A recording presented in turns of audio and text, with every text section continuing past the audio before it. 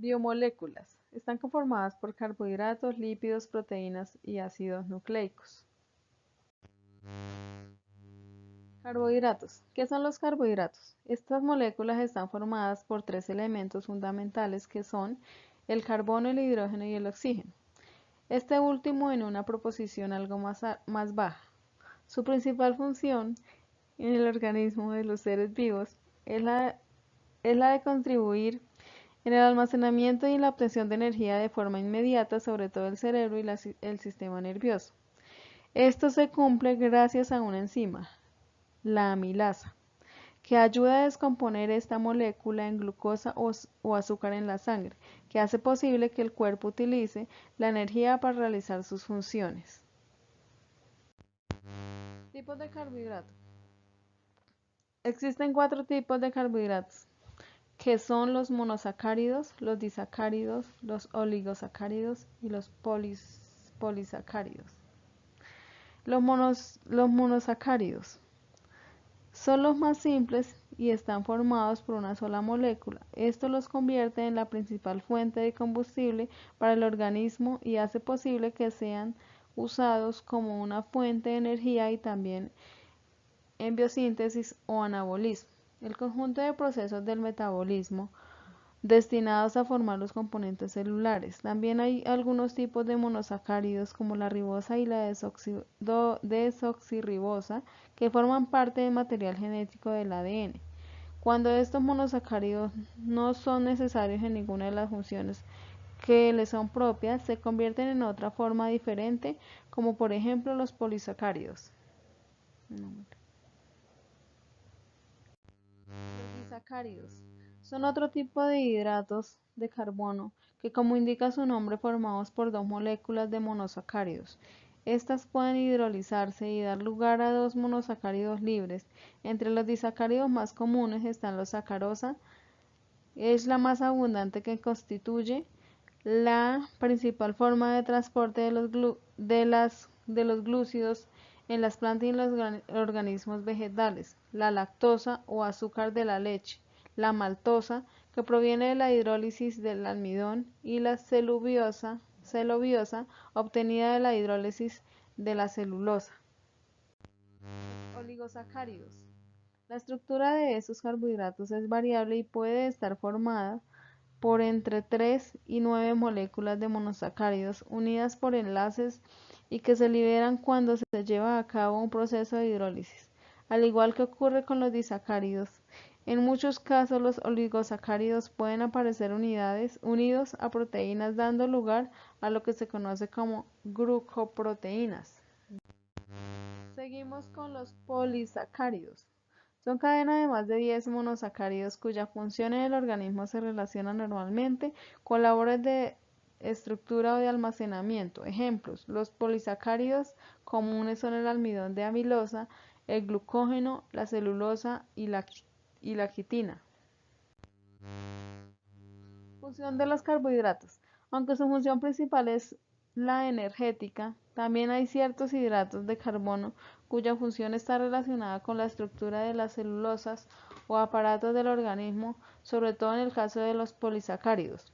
Estos pueden dar lugar a la estructura esquelética muy resistente y también pueden formar parte de estructuras propias de otras biomoléculas como proteínas, grasas y ácidos nucleicos. Gracias a su resistencia es posible sintetizarlos en el exterior del cuerpo y utilizarlos para fabricar diversos tejidos plásticos y otros productos artificiales. Continuamos con los lípidos. Los lípidos tienden a ser hidrofóbicos, no polares y están constituidos principalmente de cadenas de carbohidratos. Aunque existen ciertas variaciones que veremos más adelante, los diferentes tipos de lípidos pueden tener estructuras diferentes y por lo tanto diversas funciones en los organismos. Por ejemplo, las grasas almacenadas almacenan energía, proporcionan aislamiento térmico, conforman la membrana celular, forman capas impermeables en las hojas y constituyen las unidades estructurales de hormonas como la testosterona.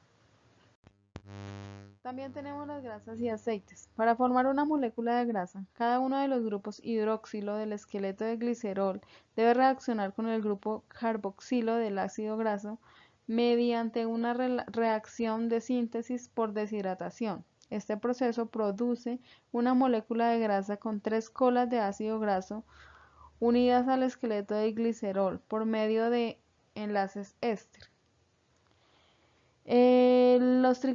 Los triglicéridos pueden tener 3 colas de ácidos grasos idénticas o diferentes que se distinguen en su longitud o en patrón de enlaces dobles en síntesis de una molécula de triaglicerol a partir de un esqueleto de glicerol y 3 cadenas de ácidos grasos, con la liberación de 3 moléculas de agua. Las moléculas de grasa también se conocen como triagliceroles o en los análisis de sangre realizadas por el médico como los triglicéridos. En el cuerpo humano, los triglicéridos se almacenan principalmente en células adiposas. Continuamos con los ácidos grasos saturados e insaturados. Los enlaces dobles en los ácidos grasos insaturados, como otros tipos de enlaces dobles, pueden existir en una configuración trans o cis. En la configuración cis, los dos hidrógenos asociados al enlace se encuentran del mismo lado, mientras que en la configuración trans se encuentran en lados opuestos, como se muestra abajo en la figura. Un enlace doble en cis genera un estrechamiento o una curva del ácido graso, una característica que tiene consecuencias importantes para el comportamiento de las grasas. Los ácidos grasos omega. El cuerpo humano necesita estas moléculas y sus derivados, pero no puede sintetizarlas. Por consiguiente, el ALA y el LA se clasifican como ácidos grasos esenciales y una persona los debe obtener en su dieta. Algunos pescados como el salmón y algunas semillas como la chía y la linaza son una buena fuente de ácidos grasos omega 3. Los ácidos grasos omega 3 y omega 6 tienen al menos 2 enlaces cis insaturados, lo que les da una forma curva. El ala que se muestra a continuación es bastante curvo, pero no es el ejemplo más extremo del DHA, un ácido graso omega 3 derivado del ALA. Mediante la formación de enlaces dobles adicionales tienen 6 enlaces cis insaturados y están doblados que casi forman un círculo. Continuamos con las proteínas. ¿Qué son las proteínas? El orden y la disposición de los aminoácidos depende del código genético de cada persona. Todas las proteínas están compuestas por carbono, hidrógeno, oxígeno, nitrógeno y la mayoría contiene además azufre y fósforo. Las proteínas suponen aproximadamente la mitad del peso de los tejidos del organismo y están presentes en todas las células del cuerpo, además de participar en prácticamente todos los procesos biológicos que se producen. ¿Cuáles son las funciones de las proteínas? Estas funciones a modo de amortiguadores para mantener el equilibrio ácido-base y la presión oncótica del plasma.